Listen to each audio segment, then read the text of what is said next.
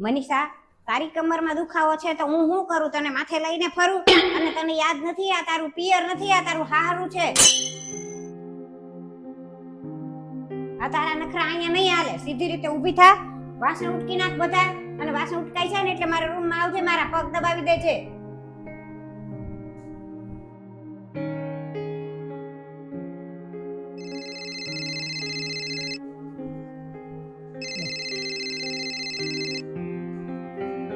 કેમ છે તને? અહીં નવી દુકાન ખુલી છે તો હું કપડાં લેવા જાઉં છું. તારે આવું છે? હા, તો આમથી તે ઘરે રહીને શું કરીશ? હાલ હમણાં આવું જ છું તારા ઘરે. હા હા, એ આ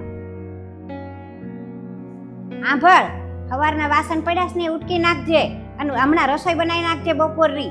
હું જાઉં છું બજારમાં, પાછી તું હુવા ન વઈ જતી, આરામ કરવા વઈ જાસ.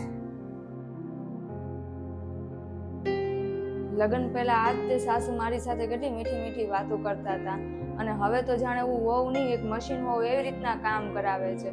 અને આ દુખાવો છે તોય મારે કામ કરવાનું. કાંઈ વાંધો નહીં, આવા દો, ભાવિનને વાત કરું.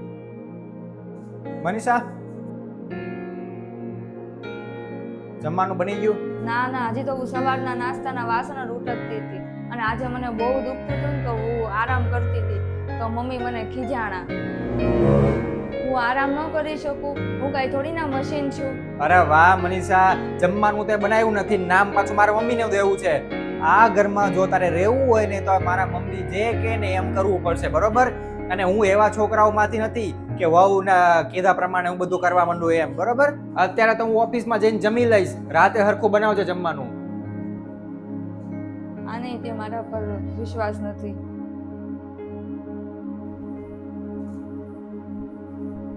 કેમ બેઠી છો? કામ થઈ ગયું બધું? હા મમ્મી. આ મોબાઈલ જોયા કરસ તો પછી ઓલા કપડાને ઇસ્ત્રી કરવાની બાકી હતી, ઇસ્ત્રી કરી નાખ્યા હોત તો. બેઠી બેઠી બસ મોબાઈલ જોવે, જ્યાં સુધી કામ ન કરીએ ને ત્યાં સુધી તો કરે જ નહીં. જા હવે ચા બનાવ મારી હાટું. હા મમ્મી. ડ્રેસ તો આજ બહુ સરસ સરસ બધા મળી ગયા. હા, કેવા મસ્ત મસ્ત મળી ગયા. એમાં છોકરીને ફોન તો કરી દઉં કે ઘરે પહોંચી કે નહીં. હલો, પહોંચી ગઈ? હા હા, પહોંચી ગઈ. પણ અત્યારે છે ને મારે મારા સાસુ અને સસરાની રોટલી બનાવી છે, તો મારે થોડું કામ છે, પછી વાત કરું. ચિંતા કરમાં, એકવાર છે ને મીઠું મીઠું બોલીને તારા હાઉ હાહરાને તારી ઝાડમાં ફસાવી દે.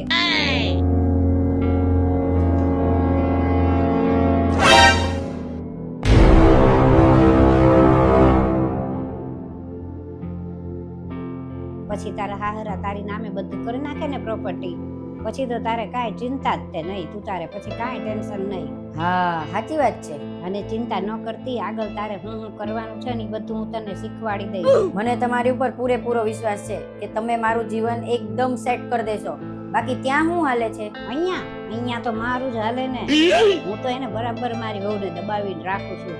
અને સૌથી મોટી વાત તો ઈ કે મેં મારા છોકરાને જ મારી મુઠ્ઠીમાં કરી લીધો છે, એટલે વહુનું તો કઈ હાલવાનું જ નથી. આપણો દીકરો જ આપણો હોય તો પછી વહુનું શું હાલે? ઓહો. અને એની વહુની વાત ઉપર તો ઈ વિશ્વાસ જ નથી કરતો જરાય. ઈ જ મોટી વાત છે. વાહ મમ્મી, તમે તો એકદમ ચાલાક છો. વહુ માટે અલગ નિયમ અને દીકરી માટે અલગ નિયમ. હા, એટલે જ કહેવાય છે કે દીકરી આપણી ને વહુ તો પારકી. સારું, હાલ હવે હું મૂકું છું. એ હા, હાલો હું મૂકું. હા. મમ્મી, તમે તમારી છોકરીને જ શીખવાડશો કે સાસુથી કેવી રીતના છુટકારો મેળવો? મને નહીં શીખવાડો? તું બહુ વધારે બોલે છે એવું નથી લાગતું? અને તારી વાત હું મારા છોકરાને કહી દઈશ ને તો તને મારી મારીને ધોઈ નાખશે. 4 દિવસ સુધી ઊભી નહીં થવા દે. જા થઈને જમવાનું કાઢ.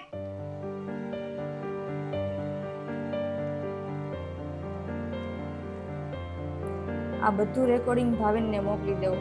આ મા દીકરીની બધી સચ્ચાઈ ભાવિનની સામે આવી તો જોઈએ જ તે. આ મનીષાએ આવું કીધું કામ મને ખબર નથી પડતી. મારે હું ક્યાં એનાથી બીવું છું? એકવાર ભાવિનને આવવા દે ને, એની પાસે એવી રોઈશ ને ખોટું ખોટું, એટલે ઈ તો સાચું જ માની જશે મારી બધી વાત. અને આને તો બરાબર ની કરશે મનીષાને તો મારીને ધોઈ નાખશે. ઊભી નથી રાખે. ભાવિન આવી ગયો લાગે છે. મમ્મી, શું થઈ ગયું? કેમ રોવો છો? અરે હું કહું તને, મેં કાંઈ કીધું નહોતું મનીષાને, ખાલી એમ જ કીધું હતું કે એક કપ ચા બનાવી દે, બજારમાંથી આવી હતી ને તો તડકો બહુ લાગ્યો તો થાકી ગઈ હતી, તો બીજું કાંઈ કીધું નથી મેં. તું એક કામ કર ને મને વૃદ્ધાશ્રમમાં મૂકી જા, આ તારી બહુ બહુ મને હેરાન કરે. તને કેટલી વાત મને સંભળાવ્યા જ કરે છે આખો દિવસ, તને હું કહું. મારે હવે નથી રહેવું, બસ મને મૂકી આવત તે તું વૃદ્ધાશ્રમમાં. મમ્મી તમે સાચું જ કહો છો, હવે તમારી ઉંમર છે ને વૃદ્ધાશ્રમમાં રહેવાની જ થઈ ગઈ છે. તમે અહીંયા શાંતિથી રહો અને હું અહીંયા શાંતિથી રહીશ. આ કેવી વાત કરેસ તું તારી માની હારે? હું સાચું જ તે કહું છું, તમે હવે છે ને વૃદ્ધાશ્રમ વયા જ જાઓ. આ જુઓ આ શું છે બધું? તારા હાઉ હાહરાને તારી ઝાડમાં ફસાવી દે. બેનને તમે એવી સલાહ આપો છો કે એના સાસુ સસરાની પ્રોપર્ટી છે એના નામે કરી લે અને ઓલા બેને બહાર કાઢી નાખે. અને અત્યાર સુધી તો હું મનીષાને ખોટું સમજતો હતો, પણ મનીષા સાચી છે, તમે ખોટા છો. અને હવે મારે તો કઈ ચિંતા નથી, કેમ કે આ પ્રોપર્ટી આ ઘર તો મારા નામે છે જ તે.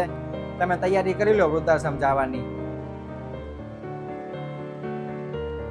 પછી મારે અહીંયા શાંતિથી જાહે એકદમ હાવ આરામ, અને તમારે શાંતિ. માફ કરી દે ભાવિન માને, હવે કોઈ દી એવું નહીં કરું. મમ્મી પહેલેથી જ તમે મનીષા હારે સારી રીતે રહેતા હોત ને તો પહેલેથી જ આપણે હાવ એકદમ શાંતિ ને સુખીથી રહેતા હોત. હવે મને સમજાઈ ગયું છે ભાવિન કે વહુ જ તે આપણી હોય અને દીકરી તો પારકી હોય. વહુ જ આપણી ઘટપણમાં સેવા કરે, દીકરી થોડી કરવાની હતી.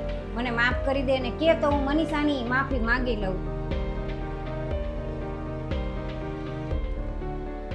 તો મિત્રો આ વિડીયો દ્વારા ખાલી એટલું જ કહેવાનું છે કે દીકરીને જોઈને આપણે આમ હરખાઈ જઈએ છીએ, મારી દીકરી કરીને બધું એને આમ સોંપી દેવા તૈયાર થઈ જઈએ છીએ, પણ ખરેખર તો દીકરી તો પારકી છે, એ તો એના ઘરે રહેવાની છે. આપણી સેવા થોડી કરવાની છે. ઘટપણમાં આપણી સેવા તો વહુ ને દીકરો જ કરવાના છે.